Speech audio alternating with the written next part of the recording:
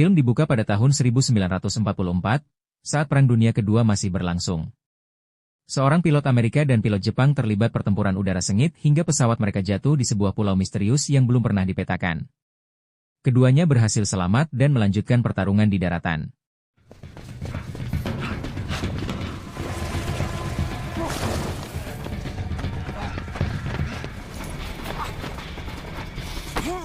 Namun tiba-tiba, seekor makhluk raksasa muncul dari balik hutan dan membuat mereka terkejut. Makhluk itu ternyata adalah Kong, penguasa pulau tersebut. Bertahun-tahun kemudian, tepatnya pada tahun 1973, seorang anggota organisasi rahasia bernama Monarch datang ke gedung pemerintahan di Washington. Pria itu bernama Bill Randa. Saat itu suasana di luar gedung masih sangat gaduh karena banyak masyarakat yang menuntut agar perang segera dihentikan. Bill datang bersama rekannya, Brooks, untuk menemui Senator Willis. Namun Brooks sempat mengingatkan bahwa waktu yang mereka pilih kurang tepat. Meski begitu, Bill tetap bersikeras ingin menyampaikan hasil penelitiannya. Setelah memasuki salah satu ruangan, Bill meminta kepada asisten Senator Willis agar dipertemukan dengan sang senator. Bill Randa here to see Senator Willis. Namun dengan wajah kesal, asisten tersebut menolak dan mengatakan bahwa jadwal pertemuan baru bisa diatur beberapa minggu ke depan. Tak disangka, Senator Willis keluar dari ruangannya dan akhirnya bersedia mendengarkan mereka, meskipun hanya memberikan waktu 5 menit. Bill kemudian memperlihatkan foto satelit sebuah pulau yang belum dipetakan di Pasifik Selatan. Ia menjelaskan bahwa pulau itu sering disebut dalam berbagai legenda sebagai Pulau Tengkorak. Menurut Bill, pulau tersebut terkenal karena banyak kapal dan pesawat yang hilang secara misterius di wilayah itu. Ia juga menunjukkan foto kondisi kapal yang terlibat dalam uji coba nuklir Castle Bravo tahun 1954. Dari penelitiannya, Bill meyakini bahwa di pulau tersebut terdapat sebuah ekosistem luar biasa yang belum pernah ditemukan manusia sebelumnya. Tentu saja Senator Willis tidak langsung percaya. Ia menganggap semua itu hanyalah dongeng dan memilih meninggalkan ruangan. Namun Bill dan Brooks terus mengejarnya dan berusaha meyakinkan sang senator. Setelah perdebatan yang cukup panjang, akhirnya Senator Willis memberikan izin untuk melakukan ekspedisi penelitian ke Pulau Tengkorak. Keesokan harinya, di Pangkalan Udara Da Nang, Vietnam, para prajurit dan personel militer sedang mempersiapkan diri untuk pulang setelah bertugas. Sebelum keberangkatan mereka, para prajurit terlihat bercanda dan bermain kartu bersama. Dari kejauhan, seorang pria memperhatikan mereka. Ia adalah Kolonel Packard. Beberapa saat kemudian, di ruangannya, seorang prajurit bernama Chapman datang dan menanyakan apakah sang kolonel membutuhkan sesuatu. Namun Packard justru bertanya kepada Chapman tentang rencananya setelah pulang. Chapman menjelaskan bahwa dirinya telah mendaftar di maskapai Eastern Airlines. Ia juga menyebutkan bahwa teman-temannya, Cole dan Mills, berencana pindah ke Atlanta. Ketika Chapman balik menanyakan rencana Packard setelah perang berakhir, sang kolonel tidak menjawab. Ia hanya menyuruh Chapman keluar dan menikmati waktu bersama rekan-rekannya. Malam harinya, saat sedang berada di luar, Packard dipanggil oleh seseorang yang memberitahukan bahwa ada telepon untuknya. Ia segera masuk ke ruang telepon dan mengangkat panggilan tersebut. Ternyata yang menghubunginya adalah Jenderal Ward. Jenderal Ward menugaskan Packard beserta pasukannya untuk mendampingi ekspedisi penelitian ke Pulau Tengkorak. Mendengar tugas itu, wajah Packard tampak senang karena kembali mendapatkan sebuah misi. Sementara itu, Bill dan Brooks sedang membahas rencana ekspedisi mereka di tengah hujan. Mereka kemudian menuju sebuah klub malam untuk menemui seseorang yang mereka butuhkan. Di sana, mereka melihat seorang pria bernama James Conrad yang sedang bermain biliar. Tiba-tiba dua orang pria menyerangnya, namun Conrad dengan mudah mengalahkan mereka berdua. Now there's a man worth talking to. Setelah kejadian itu, Bill dan Brooks menghampiri Conrad dan menawarkan pekerjaan untuk ikut dalam ekspedisi ke Pulau Tengkorak. Mereka membutuhkan kemampuannya yang luar biasa sebagai pelacak dan pemandu. Namun Conrad menyadari bahwa misi tersebut sangat berbahaya. Karena itu, ia meminta bayaran 5 kali lipat dari tarif biasanya, ditambah bonus jika berhasil kembali dengan selamat. Setelah mempertimbangkannya, Bill dan Brooks pun setuju dengan syarat yang diajukan Conrad. Di suatu ruangan, ada seorang wanita bernama Mason Weaver. Ia sedang melihat foto-foto hasil jepretannya sambil memandangi berbagai foto sejarah yang dimilikinya. Saat sedang asyik melihatnya, tiba-tiba teleponnya berdering. Ternyata yang menelepon adalah temannya, Jerry. Ia memberitahukan bahwa dirinya juga mendapatkan izin untuk ikut dalam penelitian di Pulau Tengkorak, dan besok mereka akan berangkat menggunakan kapal Athena. 1800 tomorrow. Thank you, I really owe you. Keesokan harinya, di Bangkok, Thailand, tepatnya di sebuah dermaga, para prajurit sudah bersiap dengan perlengkapan mereka. Mason Weaver berjalan menemui petugas yang sedang menginput data para peserta yang ikut dalam ekspedisi tersebut. Di sana, ia juga bertemu dengan Kolonel Packard. Setelah itu, ia masuk ke dalam kapal. Tak lama kemudian, kapal pun mulai berlayar. Di dalam kapal terdapat banyak prajurit dan beberapa orang penting yang ikut serta dalam ekspedisi itu. Di antaranya ada Victor Nieves, seorang pengawas lapangan, dan rekannya Steve Woodward, seorang penyedia data. Victor Nieves menjelaskan tentang pulau yang akan mereka datangi. Ia mengatakan bahwa Pulau Tengkorak dikelilingi oleh badai abadi yang membuatnya tersembunyi dari dunia luar, dan merekalah yang akan menjadi orang pertama yang berhasil mendatanginya. Setelah penjelasan panjang itu selesai, pertemuan pun berakhir.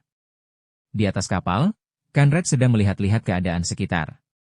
Tiba-tiba Mason datang dan berbincang dengannya. Keesokan harinya, mereka terlihat bersenang-senang menikmati perjalanan.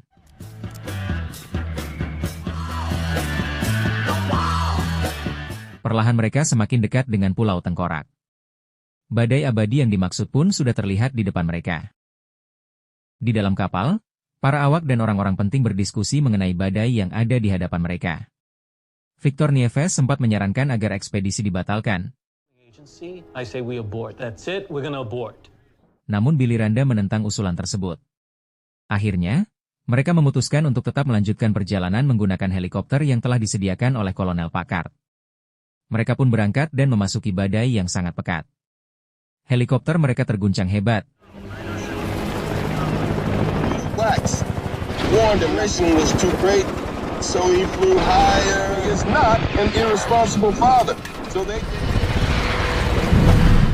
Namun pada akhirnya mereka berhasil melewatinya.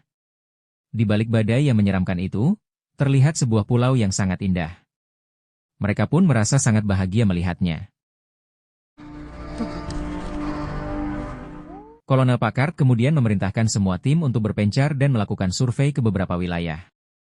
Helikopter nomor 6 dan 7 diperintahkan mendarat untuk mempersiapkan seluruh peralatan penelitian. Victor Nieves memerintahkan tim yang masih berada di atas untuk menjatuhkan peledak seismik. Mereka pun mulai menjatuhkannya satu persatu. Setelah itu, Brooks dan Nonasan mendeteksi sesuatu. Peledak seismik terus dijatuhkan hingga tiba-tiba sebuah pohon besar melayang dan menghantam salah satu helikopter mereka.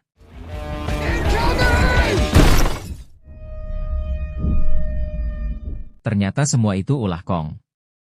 Kong marah karena mereka telah mengganggu ketenangan pulaunya. Ia mengamuk dan menghancurkan semua yang berani memasuki wilayahnya. Mereka pun menyaksikan betapa besarnya Kong. Para prajurit mulai menembakinya, membuat Kong semakin marah. Sementara itu, Conrad terus menyuruh mereka mundur, namun tidak ada yang mendengarkannya. Akibatnya, satu persatu helikopter jatuh dan banyak orang menjadi korban. We got men going out the door! Oh shit!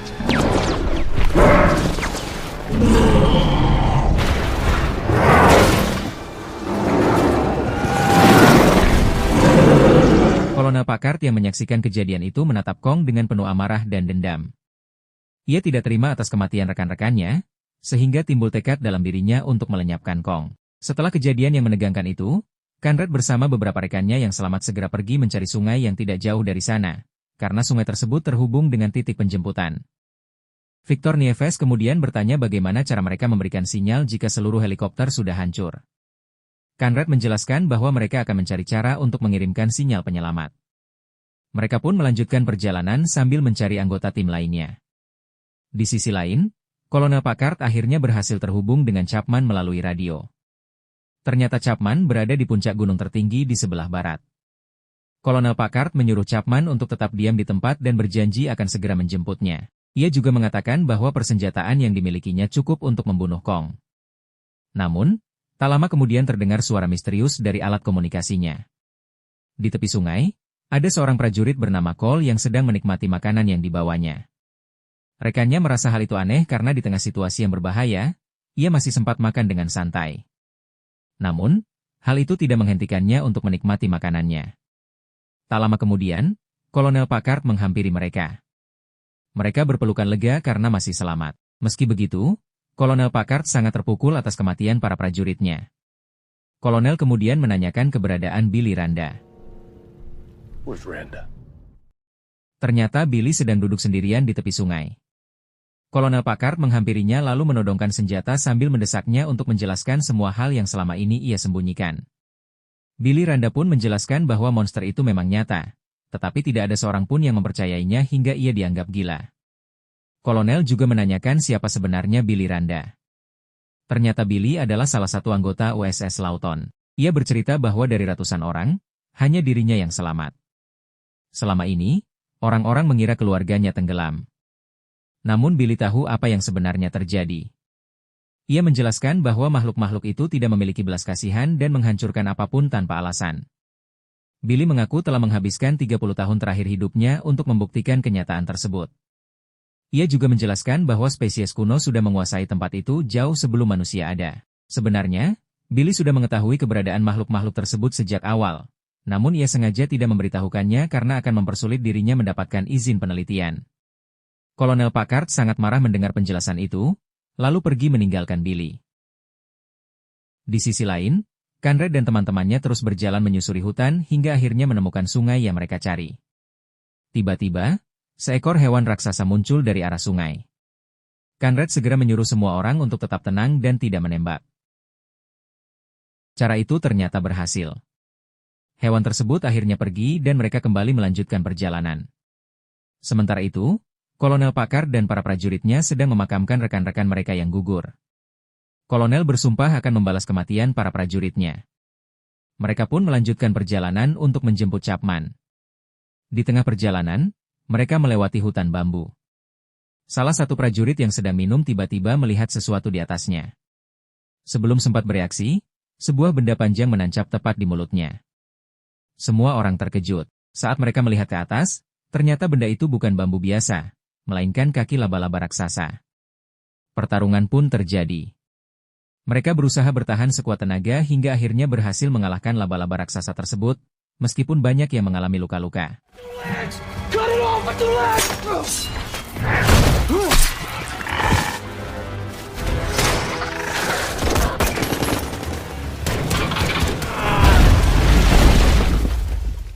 Kembali ke Conrad dan teman-temannya, mereka tiba di sebuah bangunan tua. Saat Mason hendak memotret dinding bangunan itu, ia melihat sepasang mata yang sedang memperhatikan mereka. Ternyata ada banyak penghuni yang bersembunyi di sana. Mereka keluar sambil membawa senjata, hingga akhirnya seorang pria tua menghentikan ketegangan tersebut. Pria itu adalah Letnan Hank Marlowe dari pasukan tahun 1945. Dialah salah satu prajurit yang muncul pada awal cerita, ketika Kong menghentikan pertarungannya dengan seorang pilot Jepang. Letnan Hank Marlowe lalu mengajak mereka masuk ke dalam. Di sisi lain, seorang prajurit sedang mengambil air minum di sungai. Pandangannya tiba-tiba tertuju pada Kong yang sedang berjalan melewatinya. Kong sempat menoleh ke arahnya sehingga prajurit itu panik dan bersembunyi di balik batu besar. Kong melihat luka di tubuhnya, lalu duduk untuk minum. Tak lama kemudian, ia menyadari ada sesuatu yang bergerak dari dalam sungai. Ternyata seekor gurita raksasa menyerangnya. Kong pun berusaha melepaskan lilitan gurita tersebut. Setelah pertarungan singkat, Kong berhasil melumpuhkannya, lalu memakannya sebelum akhirnya pergi.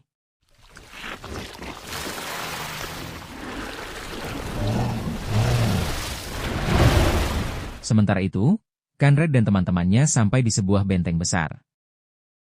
Di sana, mereka melihat sebuah pemukiman suku yang sudah sangat lama tinggal di Pulau Tengkorak.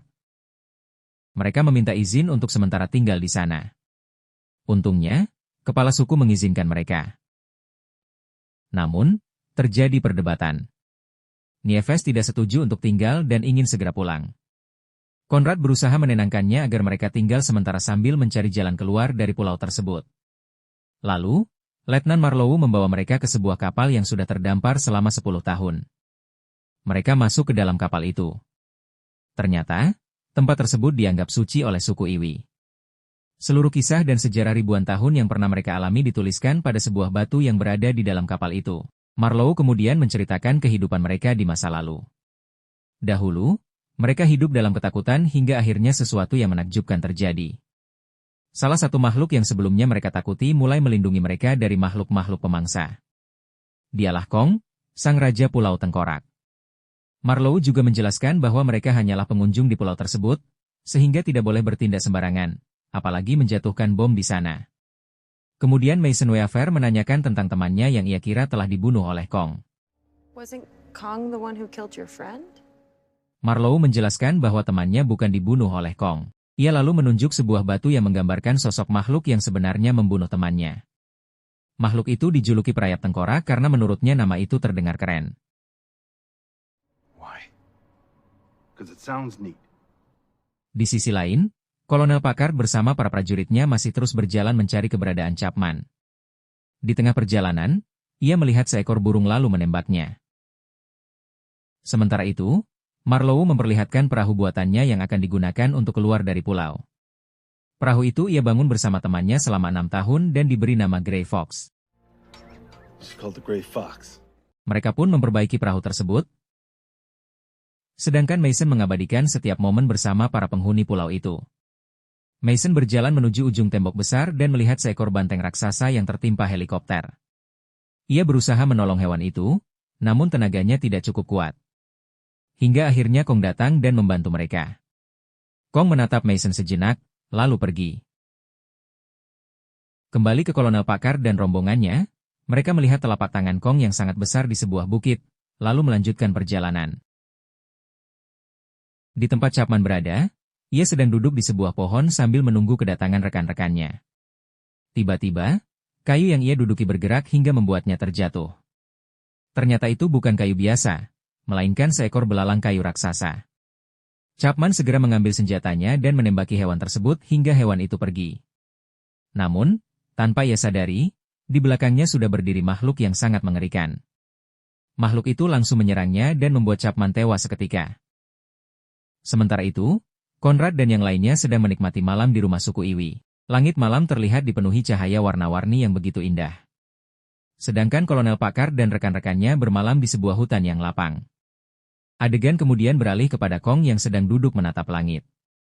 Ia terlihat seperti sedang bersedih.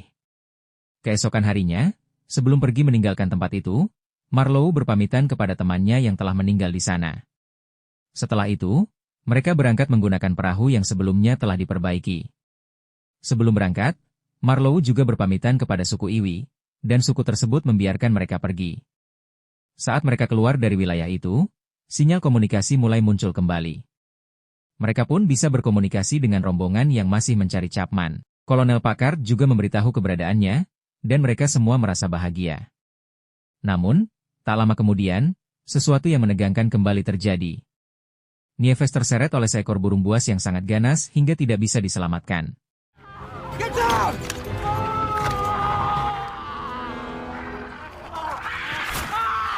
What the hell, man? Mereka pun melanjutkan perjalanan hingga akhirnya bertemu dengan Kolonel Packard dan rombongannya.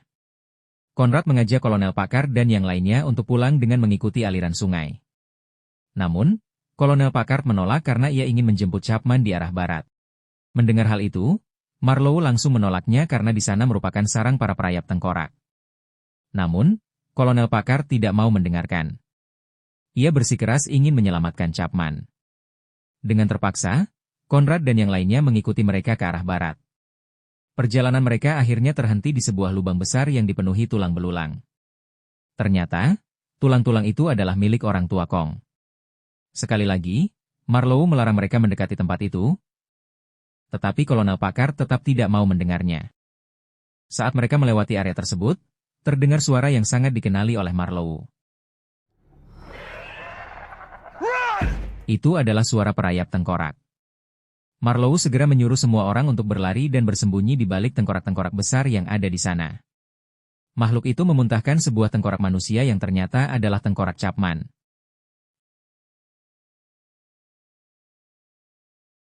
Setelah dirasa aman, mereka keluar dan melanjutkan perjalanan. Namun ternyata makhluk itu masih berada di sana dan langsung memakan Bill Randa. Mereka pun menyerangnya. Makhluk itu sempat pergi, tetapi kembali menyerang mereka. Mereka menggunakan semburan api dan gas beracun yang mereka bawa.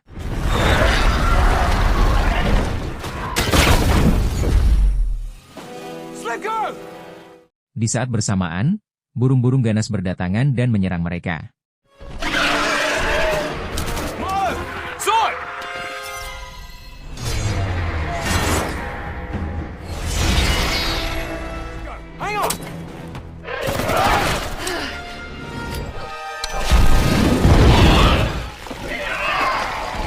Setelah melewati pertarungan yang luar biasa, keadaan akhirnya mulai tenang. Namun, Marlowe kembali memperingatkan mereka agar segera meninggalkan tempat itu. Sayangnya, Kolonel Packard tetap menolak dan masih bersikeras menuju lokasi kematian Chapman. Ternyata, tujuan sebenarnya bukan untuk menyelamatkan Chapman, melainkan untuk membunuh Kong. Tentu saja Marlowe melarangnya. Namun, Kolonel Packard yang dipenuhi rasa dendam kepada Kong tidak mempedulikan perkataannya. Mereka pun berdebat hingga akhirnya terbagi menjadi dua kelompok. Kelompok Kolonel Packard mendukung rencana membunuh Kong dan makhluk lainnya. Sementara Marlowe, Conrad, Mason, dan yang lainnya menolak ikut serta. Meski begitu, mereka tetap berusaha menggagalkan rencana Kolonel Packard. Di atas tebing, Conrad dan Mason melihat Kong datang menghampiri mereka. Mason menyentuh wajah Kong hingga ia meneteskan air mata. Kong pun menatap mereka dengan tenang sebelum akhirnya pergi. Conrad dan Mason kembali menemui teman-temannya. Conrad menyuruh mereka menuju arah utara. Jika sampai matahari terbit mereka belum kembali, maka mereka boleh pergi meninggalkan mereka. Marlowe tidak ingin Conrad pergi sendirian dan memutuskan ikut menyelamatkan Kong. Rupanya, rencana Kolonel Packard untuk memancing Kong menggunakan bom berhasil. Kong datang dengan marah. Kolonel Packard yang sudah menunggunya segera menyerang. Ia melempar obor ke sungai yang sebelumnya telah dicampur minyak, sehingga menimbulkan kobaran api yang sangat besar. Kong pun kesakitan. Kolonel Packard merasa sangat puas melihat hal itu. Namun, Kong ternyata masih bisa bertahan meskipun akhirnya tumbang. Melihat kesempatan itu, Kolonel Packard memerintahkan anak buahnya untuk menyalakan bom yang telah disiapkan guna menghancurkan Kong. Namun, Conrad, Marlowe, dan Mason datang menghalanginya. Suasana pun menjadi sangat tegang hingga satu persatu bawahan Kolonel Packard menyerah. Di saat yang sama, perayap tengkorak raksasa muncul dari dalam air. Kong pun tersadar dan mulai melawannya.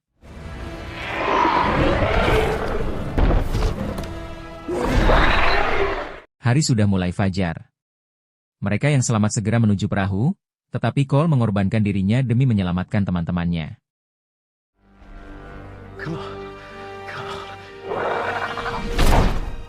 Sementara itu, Mason naik ke atas tebing untuk memberikan tanda bantuan. Kong terus bertarung melawan perayap tengkorak tersebut.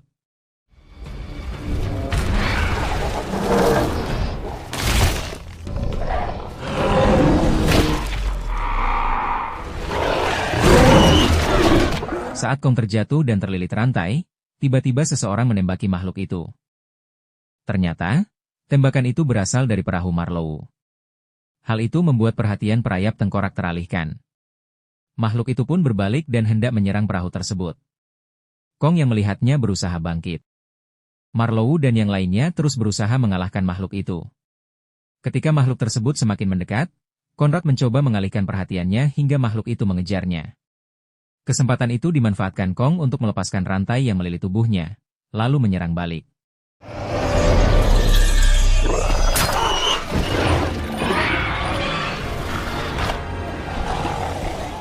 Saat Kong melempar makhluk itu ke arah tebing, tanpa sengaja Mason Weaver terjatuh ke dalam sungai. Melihat hal itu, Kong segera berusaha menyelamatkannya. Namun, perayap tengkorak kembali menghalangi. Meski begitu, Kong akhirnya berhasil menyelamatkan Mason dan melindunginya dari serangan makhluk tersebut.